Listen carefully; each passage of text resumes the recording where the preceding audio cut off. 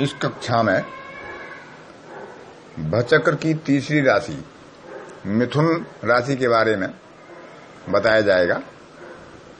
मिथुन राशि का विस्तार 60 अंश से 90 अंश तक है। मृगशिरा नक्षत्र के अंतिम 2 चरण, आर्द्रा के 4 चरण और पुनर्वसु के प्रथम 3 चरण इस राशि में होते हैं। यह वायु तत्व की राशि है, पुरुष राशि है, विषम राशि है, क्रूर राशि है,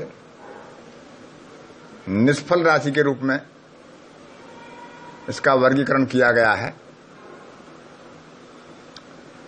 मिथुन राशि का स्वामी बुध है। इस राशि में कोई ग्रह उच्च या नीच नहीं होता, परंतु गुरु को इसमें हानिकर माना गया है, क्योंकि गुरु अपने मूल त्रिकोण से सप्तम भाव में होता है। शनि और शुक्र के लिए इस राशि को मित्र राशि में सम्मिलित किया गया है और अन्य सभी ग्रहों के लिए यह सम या शत्रु राशि मानी गई है। इस राशि में यदि किसी जातक की लग्न होती है तो उसके शारीरिक लक्षण के बारे में कद सामान्यतः उसका लंबा होता है, सिराएं दृष्ट होती हैं, हाथ पैर लंबे होते हैं, रंग मध्यम वर्णीय गेहुआ रंग और नेत्र हल्के भूरे रंग की, दृष्टि तीव्र होती है, क्रियाशील होती है, नासिका अपेक्षाकृत लंबी होती है। शेष उसमें बैठने वाले ग्रह, उस पर ग्रह की दृष्टि किस किसकी पड़ रही है, उनका विचार भी किया जाता है। वायु तत्व होने के कारण ये चिंतायुक्त, कभी हर्षित और कुछ असंतुष्ट भी होते हैं, जिनके विचार स्पष्ट और शक्तिशाली होते हैं। ये चपल, व्यग्र और परिवर्तन प्रिय होते हैं। इस राशि का स्वामी क्योंकि बुध है तो व्यक्ति का रुझान अध्ययन, लेखन और बौद्धिक कार्यों की तरफ अधिक होता है। वे लोगों को भी समझते हैं और अपने आप को भी परिस्थिति के अनुसार ढालने को तैयार रहते हैं।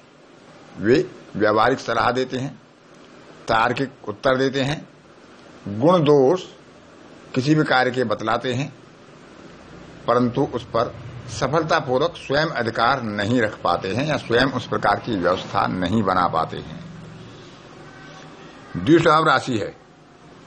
ऐसे जातकों की रुचि यात्रा में होती है, लघु यात्राएं करते हैं, सहज बुद्धि के साथ सजग रहते हैं, लाभ हानि पर किसी भी कार्य के विचार करते हैं, इसलिए शीघ्र निर्णय नहीं ले पाते हैं। मिथुन राशि में जो चिन्ह आवंटित किया जाता है उसमें एक युगल है, पुरुष और स्त्री का, क्योंकि यह द्विस्वभाव राशि है। इसमें दोनों तरह के स्वभाव होते हैं। मिथुन लग्न वाले जातक सूक्ष्मग्राही होते हैं, सूक्ष्म से सूक्ष्म बात को पकड़ना चाहते हैं। उनका विश्वास होता है तीक्ष्ण बुद्धि, यथाकाल अवस्था और अंत में महान सफलता उन्हें उनके विश्वास पर प्राप्त होती है। जातक को एक से अधिक व्यवसाय करने पड़ सकते हैं, क्योंकि द्विस्वभाव राशि है। एक जगह इनका मन स्थिर नहीं रह पाता। नए परिवेश में ढलने योग्य व्यक्ति में क्षमता होती है। इन्हें किसी भी मामले में अति से बचना चाहिए और अल्पज्ञता से बचना चाहिए। अल्पज्ञता के आधार पर किसी कार्य को इन्हें प्रारंभ नहीं करना चाहिए। बुद्धिमता पूर्ण रीति से कार्य करने की क्षमता जब इन्हें प्राप्त हो तभी इन्हें कोई कार्य करना चाहिए। मिथुन राशि में पैदा होने वाले या मिथुन लग्न में पैदा होने वाले जातक सामान्यतः विश्वसनीय होते हैं, उन पर विश्वास किया जा सकता है। वे प्रोत्साहक भी होते हैं, कार्यों की दिशा का निर्णय भी करने में सक्षम होते हैं, लेकिन ये किसी बाधा और व्यग्रता को बहुत सरलता से सहन नहीं कर पाते हैं। भिन्नता को पसंद करते हैं और क्योंकि ये वायु राशि है इसमें जिज्ञासा बहुत अधिक होती है। तथ्यों को खोजने का ये प्रयत्न करते हैं, प्रत्येक मामले की तह में जाने की कोशिश करते हैं जैसे कि वो अनुसंधान कर रहे हों। ये अच्छे योजनाकार हो सकते हैं, गुप्तचर और पत्रकार, भाषाओं के विषय में ज्ञानी, और उन्हें स्मरण शक्ति में उनकी ज्यादा परेशानी नहीं होती, वे किसी भी विषय को याद करने में सक्षम होते हैं। लेकिन कभी कभी नेगेटिव ग्रहों के प्रभाव के कारण उन्हें एकाग्रता किसी विषय पर लगाने में बाधा आती है। ये एक से अधिक कार्य में व्यस्त रहते हैं। इनके विचारों का फैलाव बहुत विस्तृत होता है। यदि इनके जन्म समय बुध वक्री हो तो जातक वास्तविकता को दरकिरार कर देता है, और जो वास्तविकता होती है उसे वो स्वीकार नहीं करते और स्वप्नदर्शी हो जाते हैं।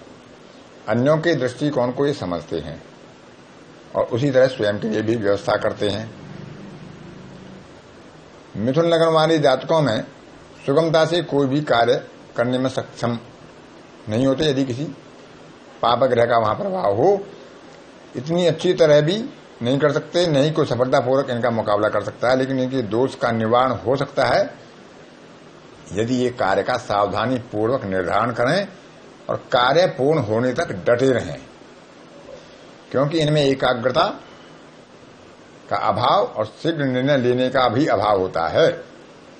एक बार जो कार्य करते हैं उन्हें ये आगे बढ़ाते हैं, किंतु अक्सर बीच में ही देखना चाहते हैं कि उनका कार्य कितना हुआ नहीं हुआ। कहीं ना कहीं इनके मन में एक संशय की भावना रहती है।